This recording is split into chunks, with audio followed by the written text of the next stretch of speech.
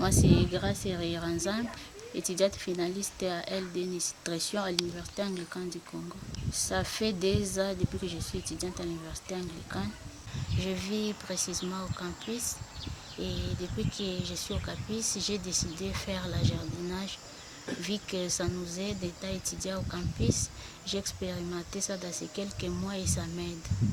Ça m'aide à faire sur les plans financiers, car souvent les parents sont en retard. Et particulièrement, j'ai les jardins de ciboulettes. Oui, je l'amène au marché. Ça produit, je l'amène au marché. Si ça produit mieux, je le vends et cet argent me permet même d'avoir des syllabus. Et parfois, ça m'aide aussi dans la restauration ici au campus. Vous allez constater avec moi que ces derniers temps, il fait tellement chaud. Et les jardins avec les champs, avec le soleil, ça ne marche pas positivement. Et ça, c'est les premières difficultés que j'affronte. Tellement qu'il fait chaud, tout ce que je plante, je n'arrive pas à les récolter bien. Tout ce que je plante sèche. Alors ça, c'est une grande difficulté. Mais quand même, on arrive à les surmonter. J'ai pris l'habitude d'arroser souvent dans les avant-midi et les après-midi avant d'aller au cours et après les cours. On a la distance pour avoir l'eau et parfois nous devons acheter les carburants pour faire monter l'eau. Ça arrive parfois qu'on n'a pas l'argent, mais je dois quand même arroser les jardins. Alors c'est un peu la peine que je traverse. Mais vu que ça m'aide, je me donne la peine d'épuiser l'eau qui coule et je viens arroser. Bon, à part ça, il n'y a quand même pas les difficultés, sauf si on est programmé 1 semaine, 2 semaines, 3 semaines. Je passe beaucoup de temps à ça, cultiver. C'est ce qui fait que parfois, ce que je plantais, je n'arrive pas à bien les récolter. Ma motivation à rejoindre la nutrition, ma préoccupation principale était la santé de la population iturienne. Parce que j'ai constaté avant de venir faire la nutrition qu'il y avait la croissance de la malnutrition. Alors je m'étais dit, qu'est-ce qui s'est passé dans ma population iturienne? J'ai dit, pour mieux apprendre ce qui se passe dans la population, les aider, je dois d'abord commencer par faire la nutrition et après je peux facilement aider la population iturienne.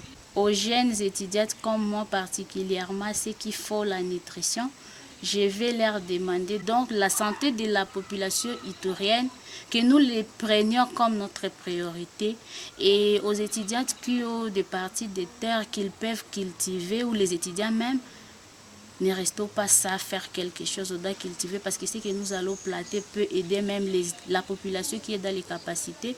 On peut planter, récolter et aller aider la population quelque part. Les efforts fournis, bon, en fait, on fait parfois la sensibilisation quand nous sommes en stage. Vu que je ne suis pas encore sur terrain, je suis encore étudiante, je sensibilise souvent pendant la période de stage ou pendant la période de travail pratique quand nous sommes envoyés au terrain. C'est là que nous trouvons quand même l'accès de sensibiliser. Mais à part ça, je suis dans la communauté, je ne peux pas rester comme ça.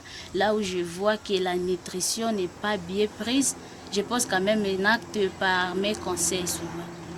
La recommandation au gouvernement, je vais demander au Congo, nous avons des espaces. Ce que je vais demander premièrement au gouvernement congolais, c'est prendre en considération les nutritionnistes.